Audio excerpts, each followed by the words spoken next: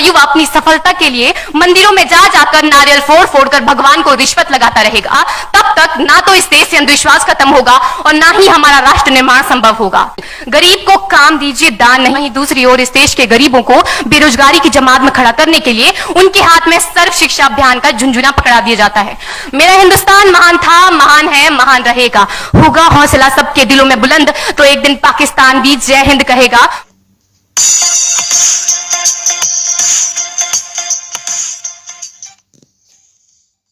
हम ना एक ऐसे समाज में जीते हैं जहां पत्थर की मूरत को लगते हैं 56 भोग और भूखे नंगे तड़पते सो जाते हैं लोग, भूखे नंगे तड़पते सो जाते हैं लोग। मजदूर को मजदूर समझिए, मजबूर नहीं। गरीब को काम दीजिए, दान नहीं। और अगर दान देने के इच्छुक हैं तो जीते जी रक्तदान दीजिए और मरने के बाद अंग दान देकर किसी मरते हुए को जीवन दान दीजिए।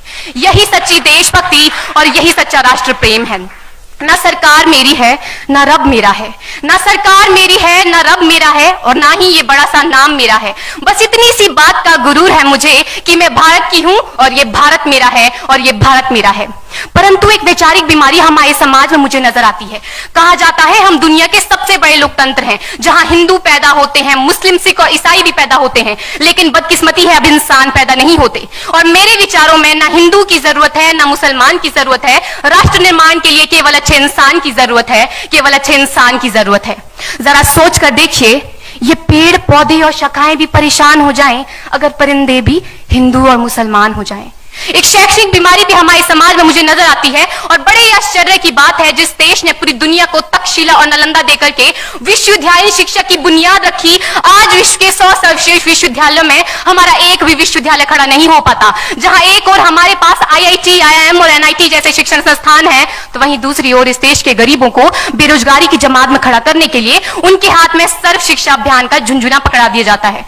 और मैं बता दूं, इस शैक्षणिक बीमारी का केवल एक कारण वो ये कि हमारे देश की शिक्षा नीति केवल 2 तरह के लोगों के लिए बनती है। पहले वो जो विद्वान हैं और दूसरे वो जो धनवान हैं।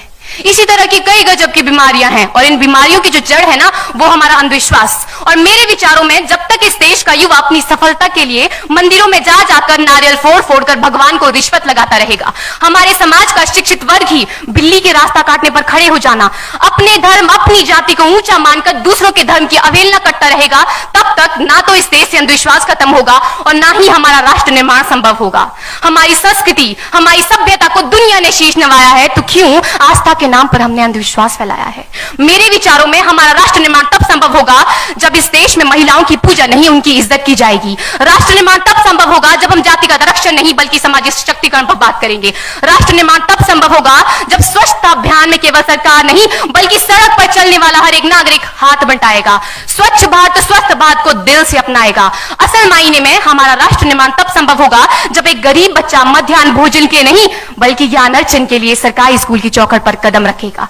और हमारा राष्ट्र निर्माण तब तक संभव नहीं होगा जब तक एक नागरिक नैतिक रूप से सटीन, चारित्रिक रूप से भ्रष्ट, मानसिक रूप से दिवालिया, धार्मिक रूप से अंधा, राजनीतिक रूप से गंदा, स्वैच्छिक मान मूल्यों के आंकड़ों में जिन्न शिन्न पैपंदमयी अखंड भारत को खंड खंड करता रहेगा, तब तक हमारा राष्ट्र निर्माण संभव नहीं होगा।